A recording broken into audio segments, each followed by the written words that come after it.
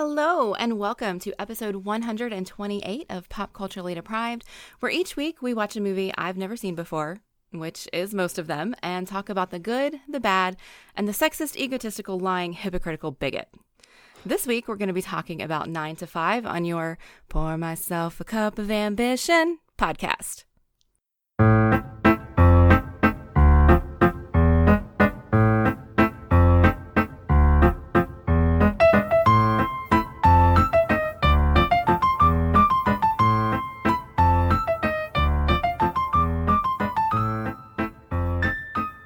I'm Mandy Kay, and if you want to tell me your fantasies for smashing the patriarchy, you can find me on Twitter at Mandy Kay. And I'm Matthew Vose. If you want to join me to discuss happy, fun buddy comedies, I'm at Matthew Vose. This week, we are joined by Beandrea July, a freelance writer and cultural critic based in LA. Her film criticism and culture writing have been published in The Hollywood Reporter, Out Magazine, and Women in Hollywood. And I am so excited you are here with us this week, Beandrea. So tell us a little bit about yourself, where we can find more of your work, and then why is 9 to 5 the movie that you wanted to talk about? Sure. Thanks so much, Mandy and Matthew, for having me. It's a pleasure to be here.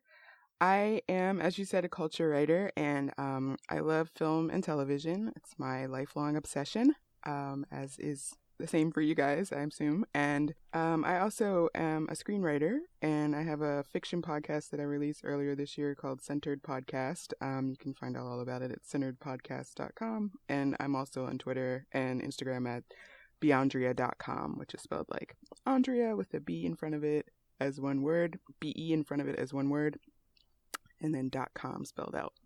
So 9 to 5, I actually have been obsessed with Jane Fonda this year for many reasons. And I watched her documentary on HBO. It's Jane Fonda in 5 Acts. And it was just utterly gripping to me, her life story. And there's a part of it about 9 to 5, which I didn't realize that was all her idea. She produced it and developed it. And it wouldn't have happened without her. So she talked about it in the documentary, and so I went and watched it. Of course, I knew the song, but I was just like, it seemed very sort of dated, but also like incredibly present and real for this time as well, relevant. So, yeah, that is why I picked it. Okay. That is a really good reason. And Jane Fonda, most of her films are worth putting on because they're interesting at the very least. And she's always captivating.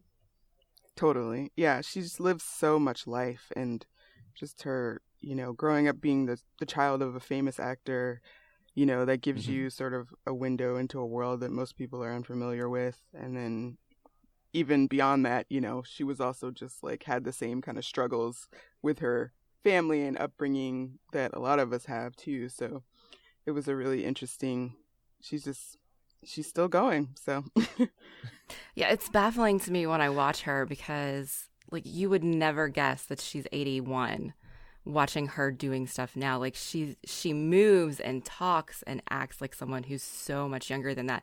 Like she's my grandma's age. And it just, I cannot imagine my grandma doing the things that Jane Fonda does right now, And it's like some kind of magic elixir, I think. Totally. There was a documentary out on, I think, Netflix a year or two ago called Feminists, What Were They Thinking? And she's in that. And it's all sort of first and second wave feminists talking back on what they were doing in the 60s in that period. And she talks about Barbarella. Obviously one of her big roles, and just this whole thing of, I did that thing. I did the best I could with it. It is what it is. But there were great reviews on Letterboxd and a few other sites with people just like, her talking with a slightly smutty mouth about her appearance in that film, everything we need. She just utterly owns that she did this thing. I haven't seen that one, but that's one of the ones you watched last year in your epic quest for watching all the movies. Yeah. Okay. You could see it being made as a really good female-led film with some good sci-fi, but this is just fairly softcore. Okay. She ended up actually marrying the director of that movie, Vadim. Oh, really? I can't remember if they were married before or after it, but I think actually before they were married, and that's why she was the star in it. I mean, other than her acting abilities, she also was married to the director. Good on them. Mandy, how come you've never seen 9 to 5 before? So it's been a while, I think, since I've been able to give this answer, but this is one that just fell into the category of, oh, that's an old movie and I don't want to watch it. You know, it's from the 80s. It's actually from 1980. Okay. And so I wasn't even born yet when this movie came out. So why was I going to watch it, you know? But presumably, you also knew the song. Well, yes, of course. Okay. I mean, I grew up with, you know, country music was my bread and butter growing up. So, okay. Yeah. But the movie I just was never interested in. And I think part of it is because by the time I was interested in these kinds of movies, I would have wanted to see them more as like teen/young adult movies, and so even then they were too grown up for me, if that makes sense. Like that they weren't kind of the demographic I was looking for when I was watching movies back when I was in high school and college. So okay. Sucks to be me. Why don't you tell us a bit what this is about? So Dolly Parton, Jane Fonda, and Lily Tomlin are 3 secretaries battling their sexist and abusive boss. They get super high one night, fantasize about killing him, then they kidnap him and take over the company.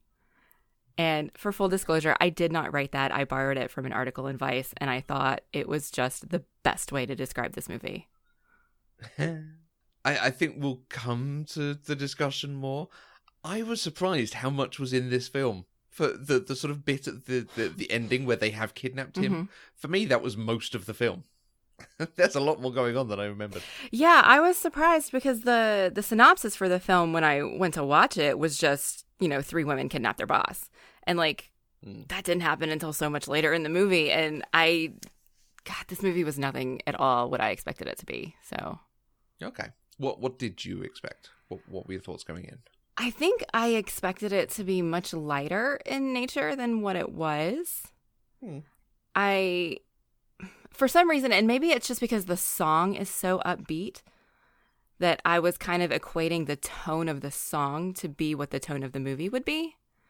And considering it starred, you know, 3 women who I'm accustomed to seeing in comedy, that's kind of what I was really thinking I was going to get. And instead it was a much darker comedy, I think. Cool. So a little bit of history to the film. 9 to 5 is a comedy from 1980, directed by Colin Higgins, starring Jane Fonda, Lily Tomlin, Dabney Coleman, and Dolly Parton in her theatrical debut. The film was a smash hit, making $103 million against a $10 million budget, making it at the time one of the highest grossing comedies ever. The song 9 to 5 was written for the movie by Dolly Parton and was nominated for Best Song at the Academy Awards and Golden Globes, and it won for Best Country Song and Best Performance at the Grammys. A TV series of 9 to 5 ran for 5 seasons in the mid-80s, and there has been a successful musical version developed by Dolly Parton in 2008 and included Alison Janney as Lily Tomlin's character. A sequel is apparently in development, according to Jane Fonda. Bringing the story to a modern-day setting, it is currently with Rashida Jones and the original story writer Pat Resnick to write the script. I'm really excited about that. Yeah, totally. So how were we able to watch the film? Beandrea, is this one you own? No, I didn't. And, you know, it used to actually be on HBO. That's how I saw it before, but now it's not on there anymore, so I had to rent it. I rented it from Vudu. Mandy? Yeah, it's also available to rent on Amazon. It is not on any of the streaming subscriptions. Although I think if you have Cinemax, it's part of Cinemax now, and you could have watched it, but I don't have that channel. And over here, it is available on Sky. Hey, Like you didn't nothing. actually have to record this one off of TV? No, yeah. Wow. Oh, God. Timed showings of screens. Mandy, we have 3 big performers in this. Jane Fonda, Lily Tomlin, Dolly Parton. What is your experience? Had you seen any of them in anything before? Oh, I've seen all of them and stuff before. They are 3 wonderful, wonderful leading ladies. Most recently, I absolutely adore Jane Fonda and Lily Tomlin and Grace and Frankie. I recently binged like the last 3 seasons all in like 3 days. It's just so good. So good. And then I've seen other Jane Fonda movies. Not a lot of when she was younger, more like Monster-in-Law with Jennifer Lopez and things like that. Lily Tomlin, I first knew her from The Magic School Bus. She voiced Mrs. Frizzle, didn't she? Or am I mixing her up with somebody else? I don't know. We're going to pretend that that's absolutely accurate. And she was also on The West Wing for a couple seasons. Yes, yeah, no, you're absolutely right. Miss Val Frizzle stroke the Frizz. Yes, I was sure that was her. And then all of a sudden I was doubting myself. And then, The West Wing, when she took over for Mrs. Landingham. And Dolly Parton, I mean, it's Dolly. Who doesn't know who she is?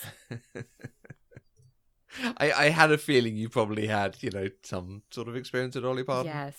It's funny, though. I think I know more about her acting than I do her music. Or at least I did when I first started to become more aware of her.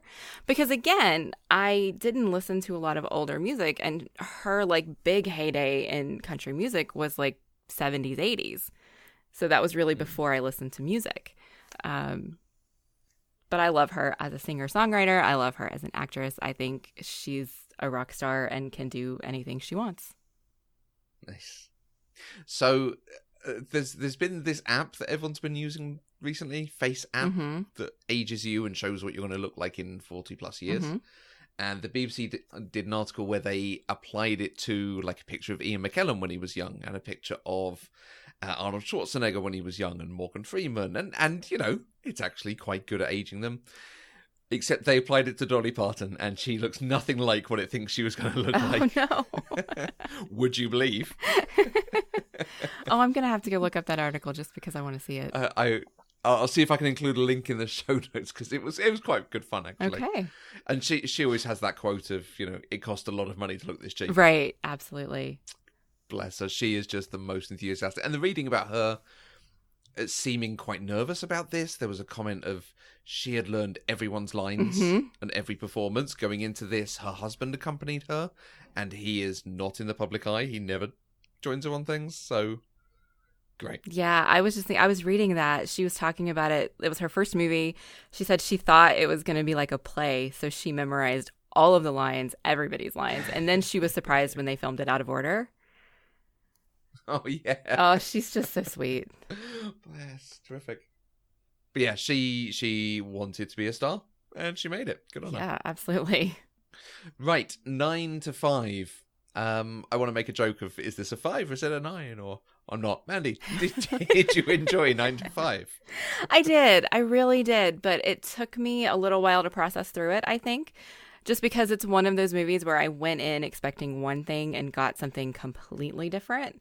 And so having to shift those mental gears kind of changed the experience of watching it, I think. But since I've finished it and I've been reading a lot of things about it and kind of going back through all of the shenanigans and hijinks that happened, all I can think is I kind of really want to watch it again. And I can't wait to go sit down and watch the musical version since it's on YouTube. Okay. So yeah, absolutely. I enjoyed it. Nice. Anything in particular that you enjoyed about it? Did it just wrap you up as you went along? Was it performances? Was it the slapstick shenanigans as the middle bit comes in? Honestly, I think the slapstick shenanigans were my least favorite part of the movie. I think I just really enjoyed the idea of the film, and I enjoyed how the performances. These three women should do all the movies together all the time. Because their chemistry together is just wonderful. I don't know why they haven't had Dolly Parton on Grace and Frankie yet. That needs to happen. I felt like watching this, it was... I'm going to say this was reminiscent of, obviously, the other way around, but this was reminiscent of us talking about The Sweetest Thing and how you loved the female friendship and that, and the friends doing everything for each other, working for each other, being friends. Certainly the first half of this film, that's what this is all about. And I can imagine that being something that particularly appealed to you. Absolutely. I think it took a little bit to get there because at first I wasn't really sure how they were going to get these three women together, especially since they opened on the office rumor mill surrounding Dorley and everybody like shunning her, including Jane Fonda's character. And I was disappointed in that. And I couldn't quite see how we were going to go from that to these three women are the best of friends. But they did, and they actually did it well. I mean, who doesn't bond over smoking a joint, right? And ribs. Beandrea, was last year the first time you'd seen it, or had you seen it back in the day as well? That's the first time I remember seeing it. If I saw it before, I don't remember. This also came out before I was born, too. So I think I actually, for a long time, I had this in my memory as a different movie. I don't know why. You know that other movie that Dolly Parton's in where she like goes from being a nobody to being a star in the movie? I can't remember what it's called, but I kept thinking it was that one. But anyway, yeah.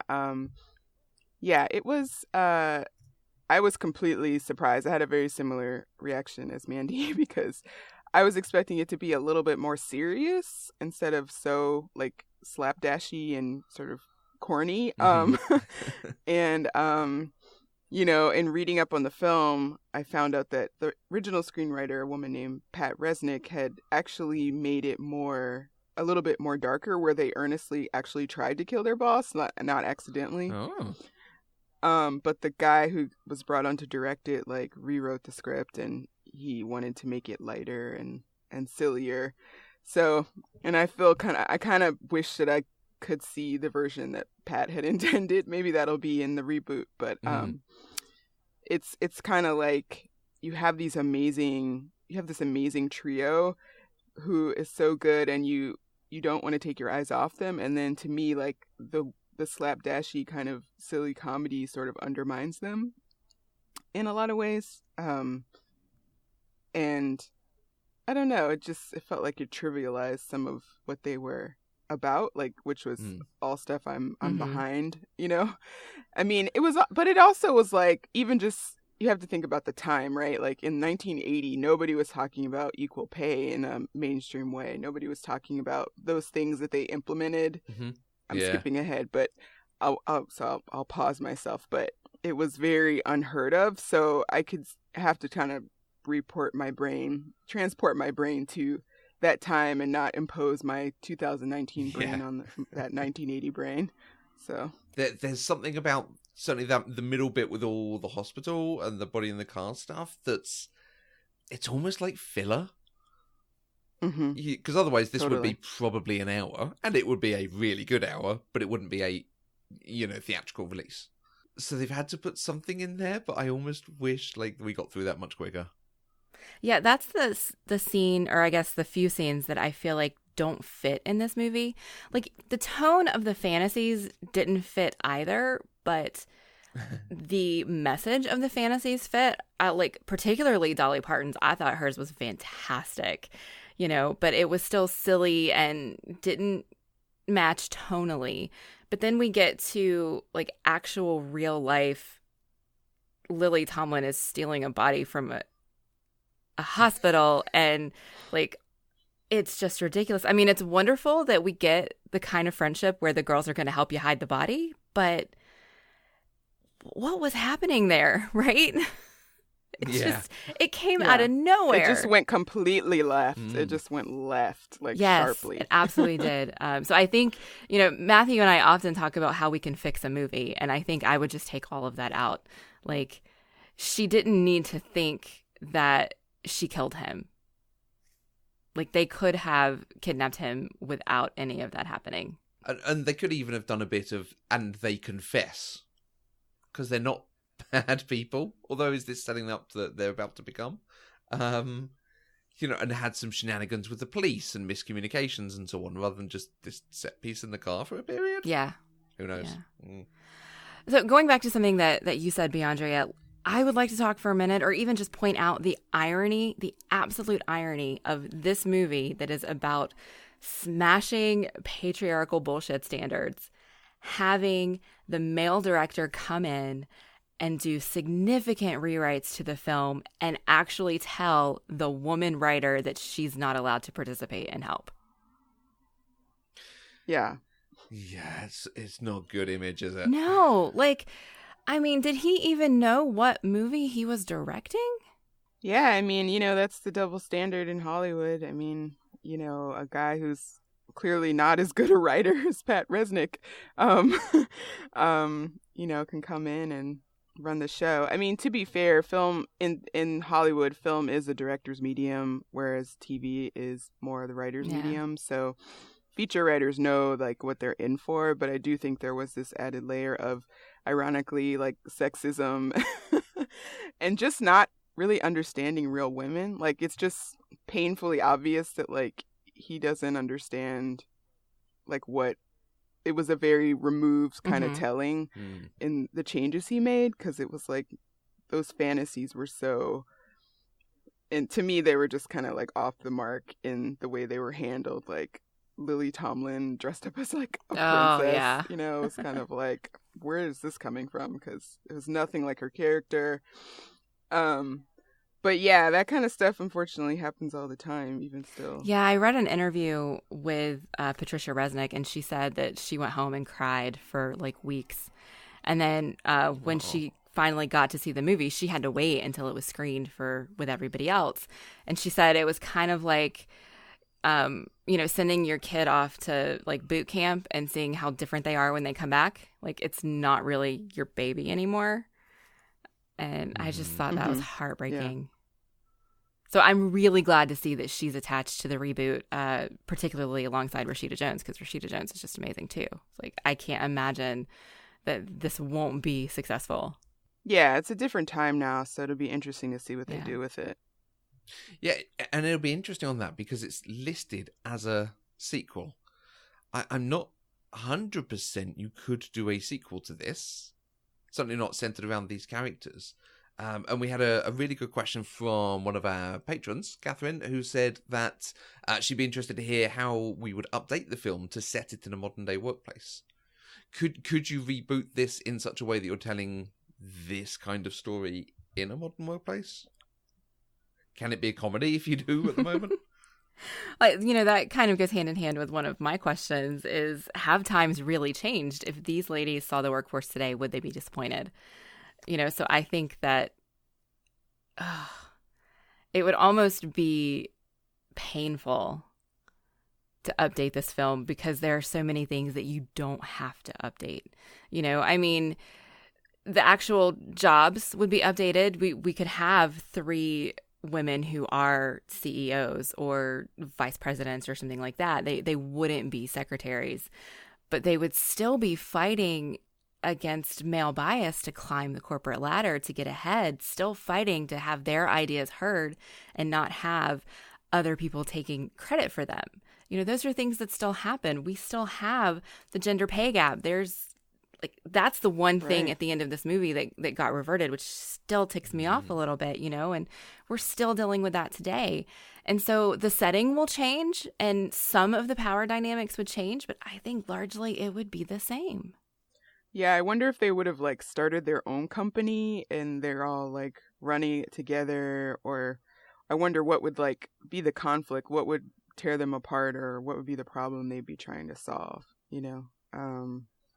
because obviously in this one it was the scummy boss and the sexist work environment, but in this one, if they're running the show, then they're the boss, and that might bring up different issues. Yeah, and I thought it was funny too when he talked about equal pay, when that guy at the end, there's a moment, I won't ruin it for the listeners, but there's a moment at the end about equal pay when they implement all these changes, and that's the one thing that like the men are like, we can't let this stand, and that's still pretty much the case, Yeah, and I don't think that works as a joke. Like, it's not funny. It's like, oh yeah, the world's kind of crap. Well, I don't know that they meant it to be a joke. I think they meant it to kind of be, this is reality. Even if we do get something changed, there are going to be some things that we still have to fight for, which is why it ended on that tagline of "This is just the beginning." Yeah, I would agree with that. Actually, that's a good point. Should we talk the boss quickly? I don't think it's going to do anyone any good to spend too much time, but we had a good question on it. Again, on our Patreon Discord server, Brandon said that our community theatre put on a musical of 9 to 5 last year, and I loved it. I'm curious if the boss is as lovable in the movie as he was in our production. It was clear that he was despicable as a character, but it was so much fun to watch fall apart. Is the film also a comedy? With that plot, it has to be, right? Well, So I don't think he's meant to be lovable in this. No, but I think Yeah. the actor's performance is so good that all you want to do is hate him. You want to hate the actor too. And I think that really speaks highly to, what's his name? Dabney something? Dabney Coleman? Dabney Coleman. You know, you forget sometimes that he's not just this evil person on the screen, because he just embodies it so well. And I wonder if that's sort of what Brandon's talking about, except I think the difference is when you're watching live theater, they tend to put some more like intimate, nuanced moments that are intended specifically for the audience so that you can relate to the character a little bit more, and you don't get that level of intimacy when you're watching a movie. And so I think there is a disconnect there where all you want to do is see him brought down. Like you don't want to enjoy the character, even though you can still enjoy the performance, if that makes sense.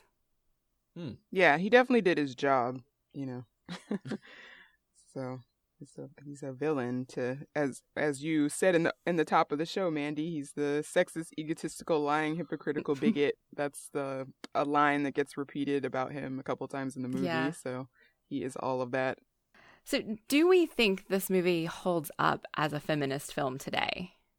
And I know you touched on this a little bit, Beandrea, talking about looking at a 1980s movie through the lens of 2019. Can we be forgiving of the differences between now and then and just focus on the message? Or is it so problematic in some ways that we need to address those things? I think it holds up pretty well. I think the film itself, I don't think is problematic. I think it treats its leads pretty well. So, like, it's not got them in the male gaze unless it's kind of supposed to be for Dolly Parton. Like, because it takes a while for her to be brought into the film for us to understand her side of things. Mm-hmm. But the changes they enact, like Mandy, you always talk about, you can present something on screen, but you have to also say, like, but this is wrong. Right. And it works better if you do it this way. The fact the film talks about, like, dramatic improvement in quality in just 6 weeks with all these changes they're making. They are making the positive statement for inclusion, for having flexible working practices, for the on-site creche, things like that. That, like you say, aren't necessarily always brought into working practices today. Mm-hmm. But it is talking about them in a positive way. I think it holds up. Did you? Is there a reason you're asking the question? I am asking the question because I've seen some conflicting opinions about this with people writing about it online. And I agree with you. I think it absolutely holds up. And I think that the inherently 1980s things that are in the movie, can't be held against it because it was 1980, and that overall the message outweighs anything that anybody could possibly say. And, the people that I saw talking against it, really, their only complaints were really that it didn't go far enough in some ways, and it felt very, very nitpicky. And my opinion is this movie was revolutionary, so they need to back off. Yeah, I think so too. I mean, I think it's a good first effort. I mean, is it a perfect,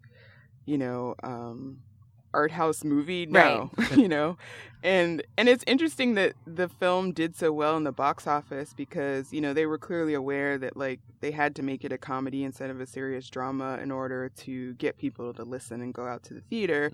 And that turned out to be a smart strategy, right? Like, it's so funny because even now people are still having these conversations of, like, can a woman, lead a movie and still get box office, and This was happening back in 1980 with 3 amazing actors who were women, and they totally knocked it out of the park. So, I thought that was interesting to notice that even back then, they were we still had to prove box office back then. We still have to prove it now.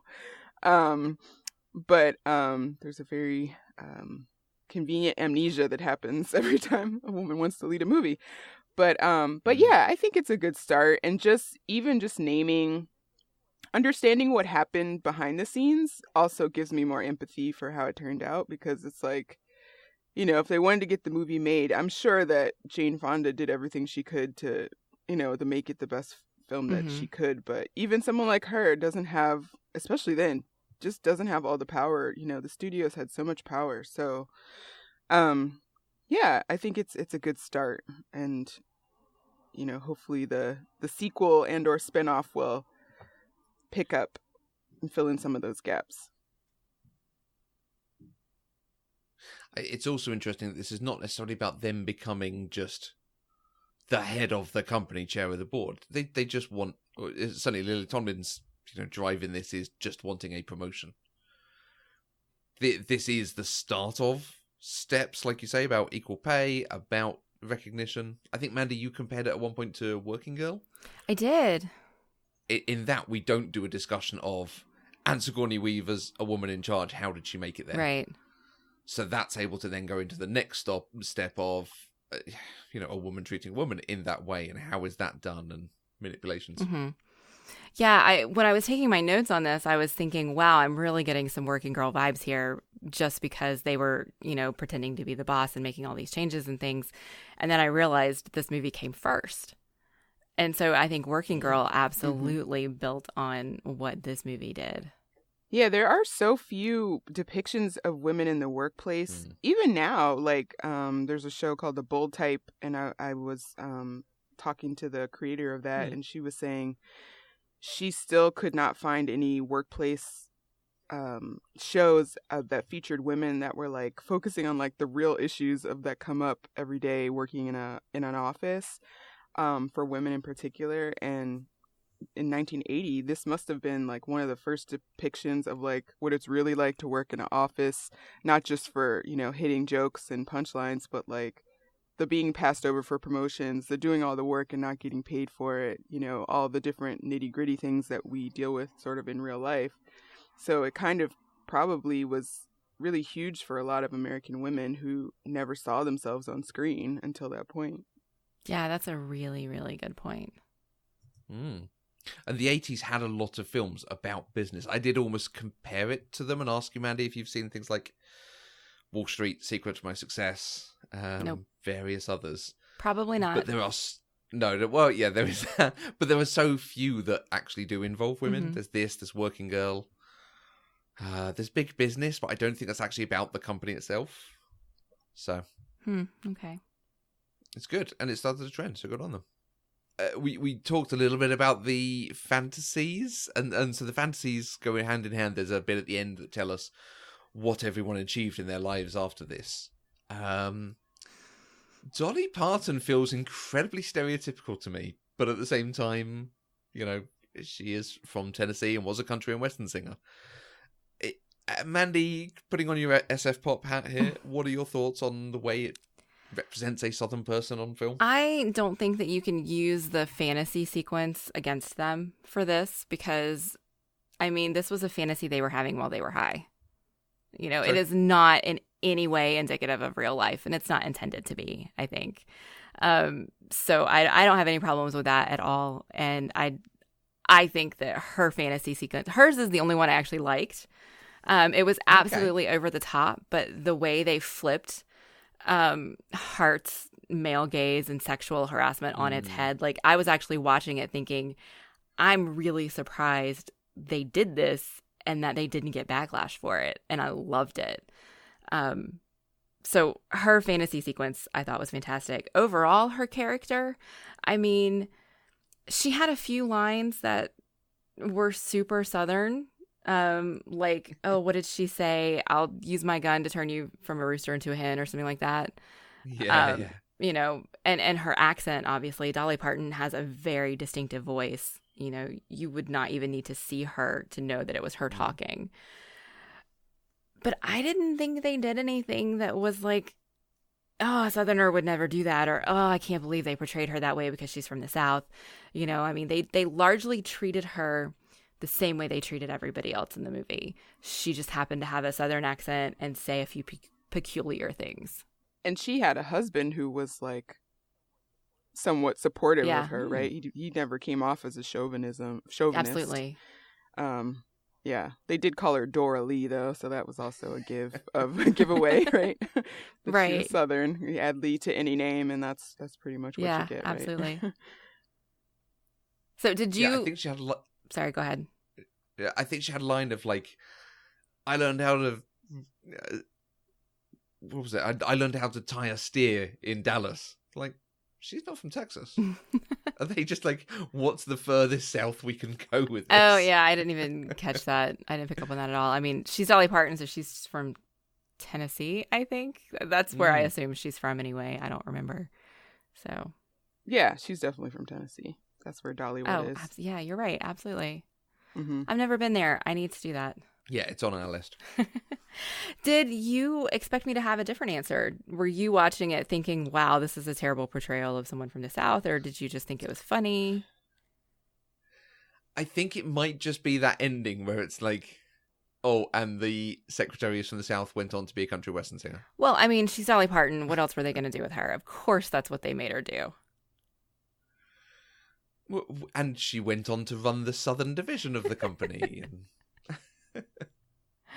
I don't know. It's almost because they don't set up any, like, and here is her singing on her way to work, singing in the shower, they do a karaoke scene, whatever, something that, but she has this potential. They just throw it in at the end. Oh, by the way, we've got Dolly Parton and she's a country western singer. Yeah, I assumed it was just a nod to the actress, honestly. Like, it didn't bother me at all that it didn't have any, like, ties to the movie itself. It was just like, hey, we had Dolly Parton, so this is a wink and a nod to her.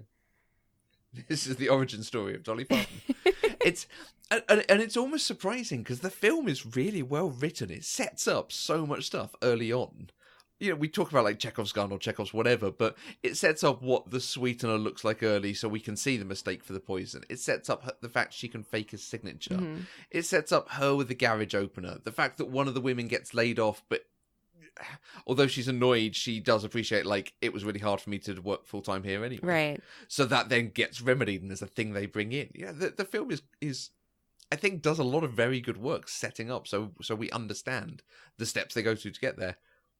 Except there's nothing about her as a singer, which...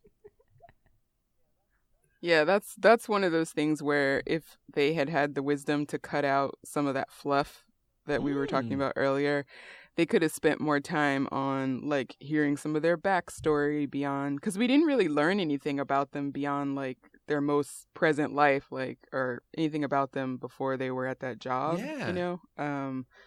And they could have spent the time that way. They also could have... I felt like it was great they mentioned all the changes they made, but they were just like, it's working really well, you know, like, and that's all we got to know about it, or there was no real discussion or getting into it, you know, so, yeah. And they do the visual of that really well, that when we finally go into the office at the end, and it is colourful, and everyone's vibrant, there's a guy in a wheelchair who's got a nice desk that's at the right height for him, like, they just present it and go, oh, and this is what an office should be, rather than the drab and grey that we had at the beginning. Yeah, it's a dramatic change visually, for sure. So was there anything else we wanted to try and dig into? Was there anything else that anyone either had a problem with or would want to change? Or are we now into, hey, let's gush about this, because it's really good? I think we just need to have a moment for kind of playfully teasing all the 80s elements that were funny, like the copy machine. Yes. I got a big kick out of every time I see that. I'm just like, that copy machine is like the size of a bathroom. Like, it's so crazy how, you know, it's like she's struggling to like put the Rolodex cards in her Rolodex, and the invoices. That's the part that really kills me. Is like, oh my God, we have to wait 4 weeks for the invoices because they're changing over the computers, you know? Like that's such a huge part of the plot at the end.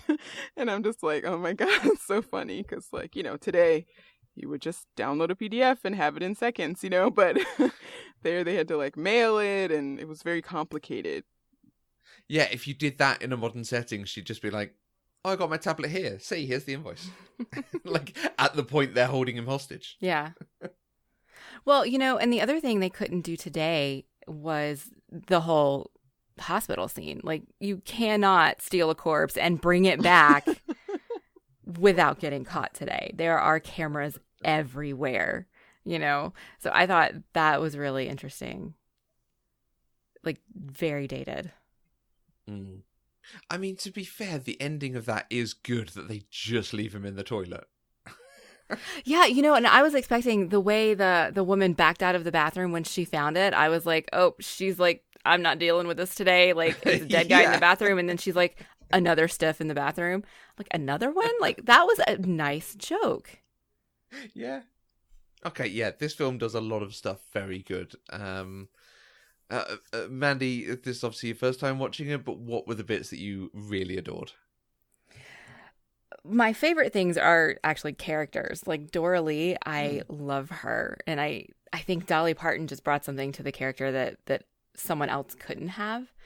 And her character itself she was kind of scary. You know, the way that she ended up being so calm and devious and conniving, like she figured out how to manage all of these things. Like, she's the one who figured out how to get the corpse back to the hospital. You know, she's the one who was like figuring out the best ways to like make people think that Hart was in the office with the lit cigar and the coat. And like, she was like the brains behind the operation, but it was done so well that it was kind of scary. You know, like, if she can do these things, then she could probably take down the world. Yeah. And I adored her for that. Jane Fonda played Judy so naively. It was beautiful. You know, like when her ex-husband found Hart and assumed that she was into some kinky bondage play, and he said bondage, and she said, "What's that?"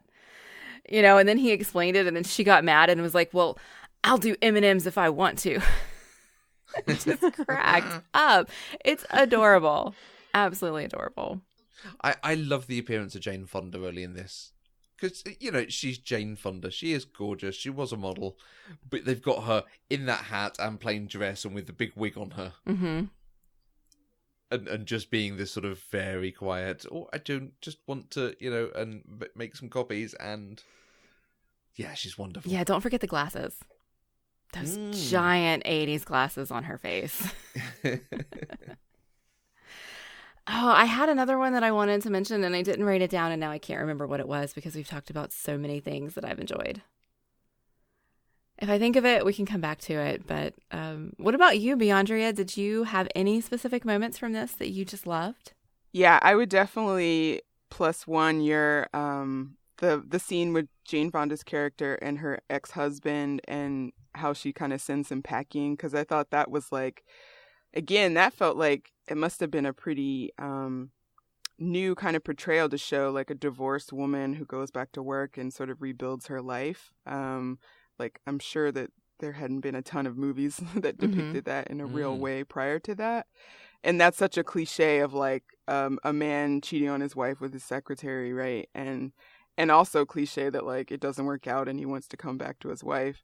And I like that she rejected him, right? Because in another movie, she might have gotten back with him, right? So that was really fun. And it made me wonder, like, if the director let them improv anything, because they had just such great chemistry as a trio, and they were their characters were so different from one another that I imagine, like, the improv would have been amazing. Like, if the director had let them go, it made me wonder, because that scene felt like maybe it was improv'd a little bit. Like, I don't know why, but the M&M's thing was like perfect. Yeah. And yeah, I mean, I think there is something to like wish fulfillment, you know, even though the fantasies scenes were largely cheesy. I think it, again, like thinking of myself as a woman working as a secretary in the 1980s, like that, I would have walked out of there feeling like $1,000, you know, like, or $1,000,000. because it's like you could never do that in real life. And so to have them kind of do it on behalf of you would have been like really powerful.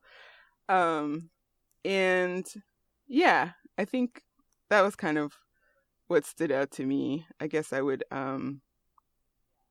yeah, it's actually, our discussion is kind of making me like lean a little bit more into the feminism of it, because I hadn't really, the stuff I'm saying is sort of all off the cuff. I hadn't really like processed it. And yeah, and in the Jane Fonda documentary, they show news clippings that like secretaries actually started to unionize as a result of this film. Oh, awesome. Yeah, Okay. which I was like, that's incredible. Like, so it really had an impact.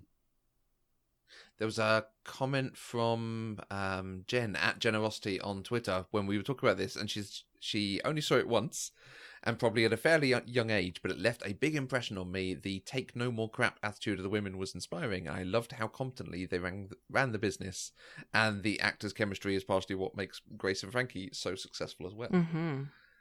Yeah, I can see someone watching this, and you know, we always talk about if you can, what's the phrase? If you see it, you can be it. And this is like, they just take over, and it's just awesome, and suddenly it's great to work there. And colourful. I love the visual of it. It's so good. As someone who has worked at a place where we went from the drab gray cubicles to bright orange and green cubicles, I can attest to how different it makes you feel. It really is. It has an impact on the way that you feel throughout your day. It's great. Totally. Yeah. Yes.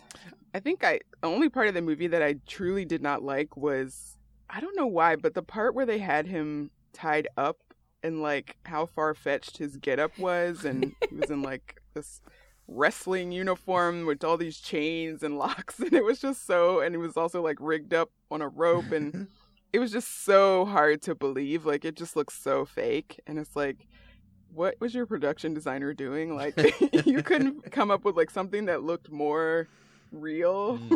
It just looked like, you know, a kid did it or something. Yeah, but the visual of him hanging from the ceiling was pretty great.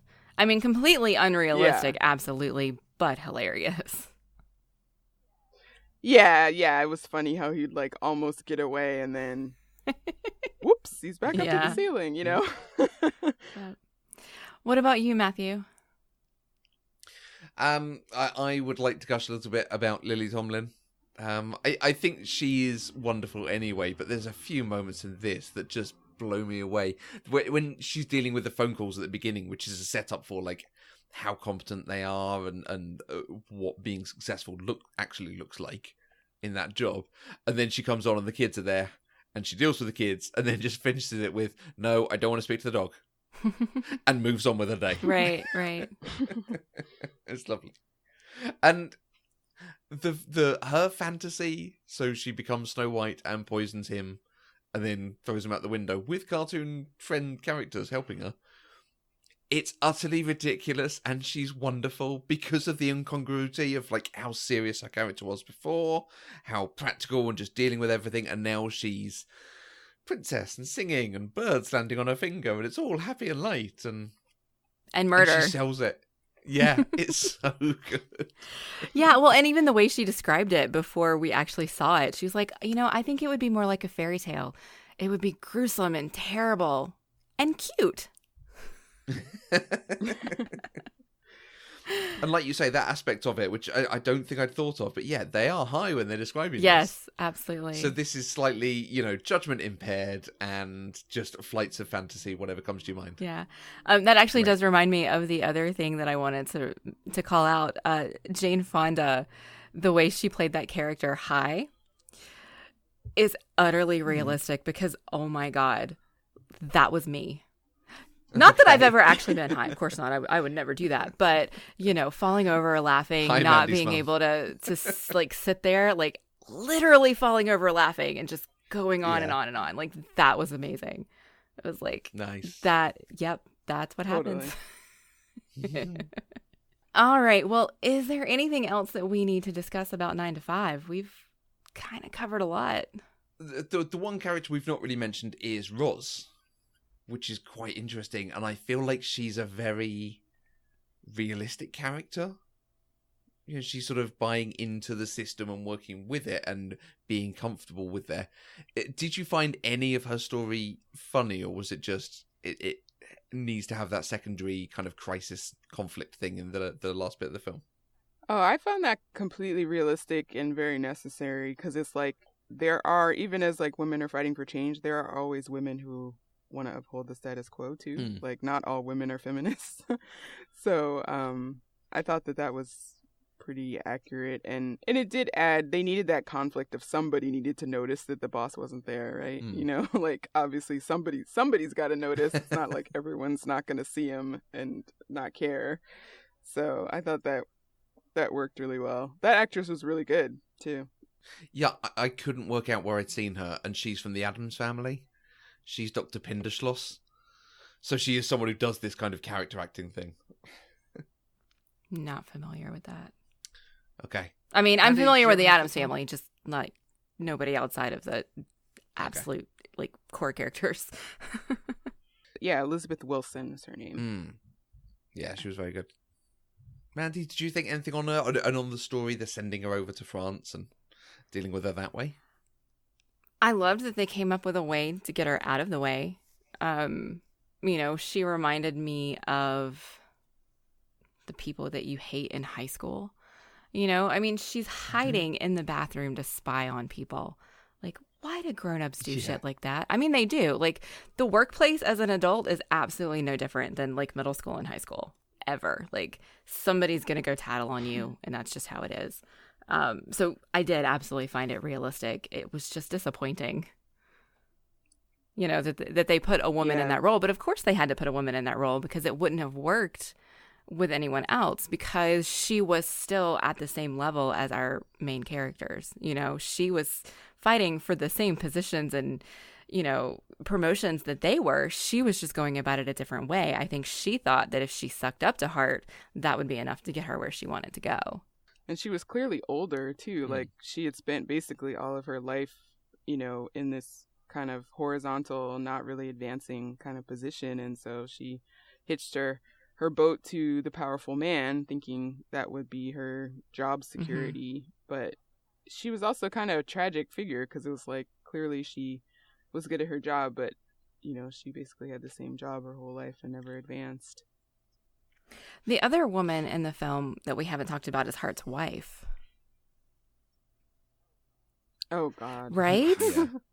Like, I felt like that was kind of weird. Like, I don't know why they had her in there, except to, I don't know. I mean, it made sense. Like, somebody like him would have been married, but there was no chemistry. They felt more like brothers and sisters than anything. So, you know, it makes me wonder if his wife was written like that in the original version of the script, or if that's one of the changes the director made. Because it feels very tone deaf and against kind of the message of the movie. Yeah. And even that scene they added where she just called to see if, she's obviously, you know, not that smart, because she believed his excuse that he was like starting a new exercise routine when she saw him tied up. And then, you know, she was so happy to get flowers. And that was a whole scene about she got flowers. It was sort of like, I don't know. It just felt tacked on. I would be really surprised if it was like that in the original script. So let me tell you how I thought that scene was going to go and how I wished it had gone.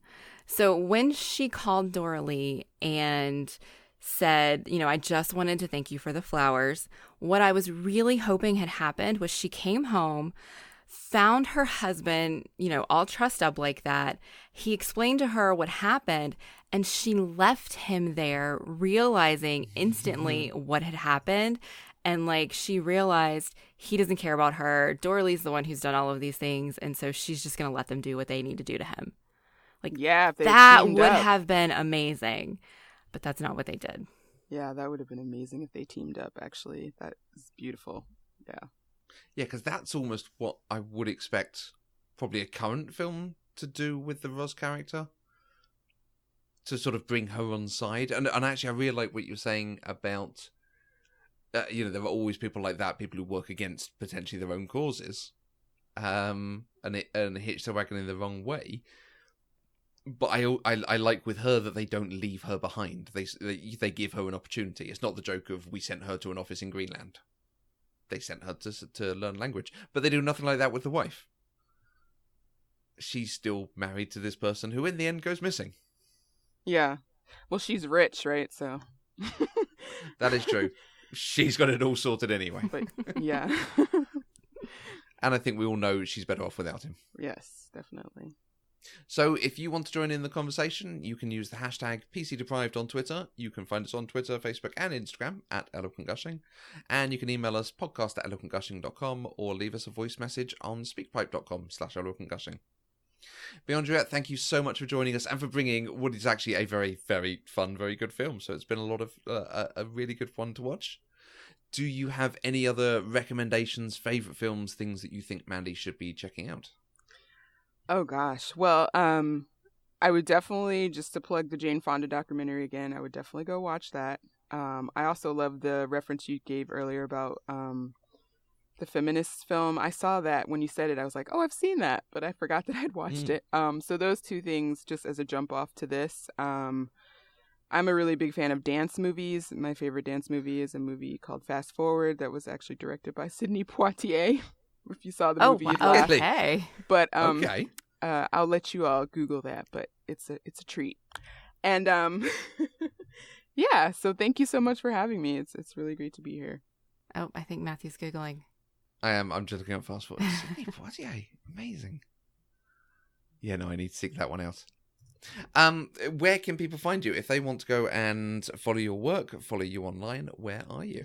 Yeah, I'm on Twitter and Instagram as beandrea.com, which is spelled like Andrea with a B-E in front of it as one word, and then .com is spelled out as well. And I also have a podcast people can listen to, a fiction podcast about a woman who is being groomed to take over her mother's accounting business, but instead decides to go live at a yoga retreat center. It's called Centered. And awesome. You can find that on my Twitter or at centeredpodcast.com or the listen links. Great. Yeah, we will absolutely put links to all of those in the show notes so that people can just click and see. Absolutely. Go check them out. Yep. Pop Culturally Deprived is 100% funded by listeners like you through our Patreon page. So any amount you can give, even $1 a month, will give you access to exclusive content while also helping to support our network and help us develop new shows. To find out more, please visit patreon.com/eloquentgushing. And we'll be back next week with another episode of Pop Culturally Deprived, where we'll talk about But I'm a Cheerleader with Kristen Russo from Buffering the Vampire Slayer. Until next time, I'm Mandy Kay. And it's all taking and no giving.